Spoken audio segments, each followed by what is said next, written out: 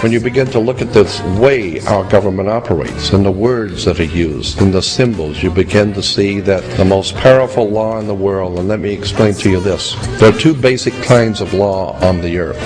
One is called civil law. It goes back to a Latin word civili. The Ilias were, in the ancient world, the gods. Civili means the people of God. So we have something called civil law. Civil law is a law of the land. But in every country, the land is different, so that you can do things in America you can't do in Russia. You can do things in China you can't do in Africa. Because the civil law is based on the culture of the people who live on the land. But there's a far, far more powerful law that the kings and the powerful men of this planet live by. And it has nothing to do with civil law. It's called the law of water. Because on the earth there's only two things, land and water. There's 3 times more water than there is earth, so the law of water is 3 times more powerful than the law of civil law. It's called the law of the high seas, the law of water. This is why the Vatican is called the Holy See. The sea is considered holy by the masters of this planet, the waters of the earth. And consequently, based on that idea that the law of the sea is the most powerful law on the earth, it's referred to as banking law. The law of money is the law of the sea, the cash flow. And once you understand that you can get a credit card in China and use it in Africa, you can get open up a bank account in New Zealand and use it in Alaska. Why? Because it's banking. And now you're talking money. And consequently, money is run around the world in one operation. Banking is one thing. Once you understand that the law of the land is the people's law of their culture, but the law of money is called the law of water. This is why, incidentally, the Statue of Liberty could not be put on American land. It was put in the harbor, because the Statue of Liberty is a maritime admiralty symbol. It's called the Statue of Liberty, not the Statue of Freedom. There's a world of difference between freedom and liberty. Liberty means you ask your father if you can use the car. If he says no, you don't use it.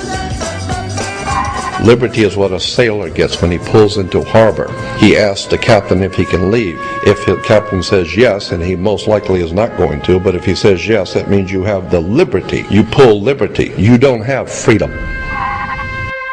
America is not the land of the free and the home of the brave. We're not free or brave. We're ill-informed, entertained, and totally ignorant to the powers that be on this earth and how it works. Let me give you an example of how the law of water works. When you go into a court, why do you have to go to court? You play tennis and basketball on a court. The whole idea in a court is to put the ball back in the other guy's court. So consequently, this team stands up and throws the ball at that team, and that team stands up and throws the ball back over there, and the judge sits here, and that's what he is, a judge. He's the referee. He doesn't care who wins or loses. Somebody's going to pay. And he's going to get paid, so he doesn't care who wins or loses. He's only there to make sure that the game is played correctly. It's called commerce, because the whole world is commerce. Look up the word commerce in a law dictionary. It will tell you sexual intercourse. Marriage is a partner. Partner is a term that's used in business. And consequently, if your business with your partner doesn't work out, you're not going to God, you're going to court. Bring your check and your house and all your property with you, because it's just business, nothing personal. You need to understand there's a world of difference between the United States and America as a country. The United States is a privately owned corporation. It's a privately owned company. The corporation headquarters is in Washington, D.C. You also need to understand that Maryland is Mary Land, and that Virginia gives us that word virgin or vagina. Virginia, virgin, Mary Land. The two together is a center of power, Virgin Mary. Virginia, Mary Land. What does this have to do with anything? Well, that's the center of power in America under the Virgin Mary. Once you begin to look at the Vatican, now it's going to get serious.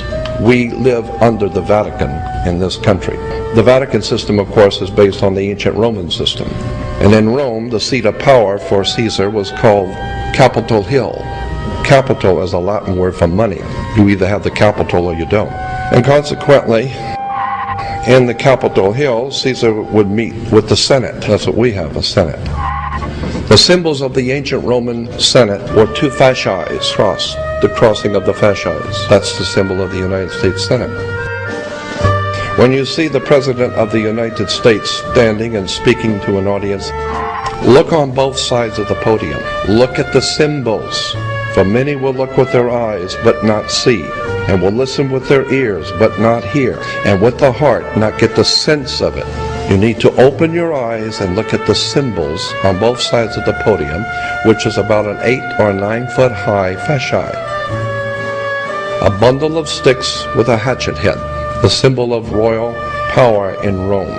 Our system is under Rome. It doesn't matter what you think of the Roman Catholic Church. It doesn't matter what you think of the religion of the Roman Catholic Church. All you need to know is your country is dominated by the Pope. Period.